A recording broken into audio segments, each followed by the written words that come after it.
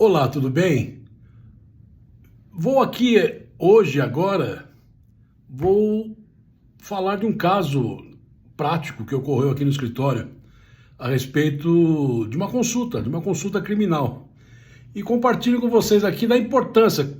Isso eu já até escrevi, fiz um artigo a respeito disso, vou colocar aqui nos comentários o link do artigo. Mas da importância de uma consulta, de uma segunda opinião, aliás, enfim, a importância de uma consulta criminal com um advogado que milita na área criminal, com um especialista. Eu fiz aqui umas anotações para não perder o rumo dessa nossa conversa e eu vou tecer alguns comentários dessa consulta. Marcou com a gente um cliente que ele gostaria de ter uma segunda opinião do caso dele. Estava sendo conduzido por um colega, enfim, é natural, é justo. Como nós, às vezes, vamos ter a segunda opinião de um médico, de um dentista, psicólogo, enfim, de um engenheiro, de um arquiteto, de um advogado. É o que ele veio fazer aqui numa consulta.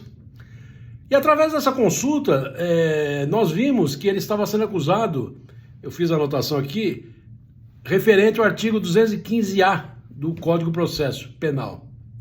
O Código Penal, aliás. E esse 215-A, ele foi denunciado pelo MP, e os fatos narrados, apresentados na denúncia, pela visão do MP 215-A, na época dos fatos, essa lei, o 215-A, não existia. Esse artigo não estava capitulado no Código Penal. Aí nós vimos isso, nós vimos o processo.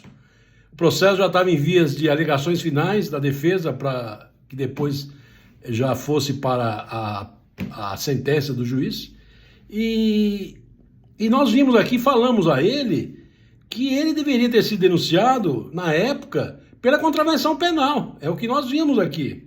E por isso estaria, se ele fosse denunciado pela contravenção penal, diante dos fatos, das datas, enfim, dos pormenores, e isso já estaria prescrito. Não teria nem o porquê ter sido denunciado, ele ter sido virado réu, acusado, ter sido, né, enfim.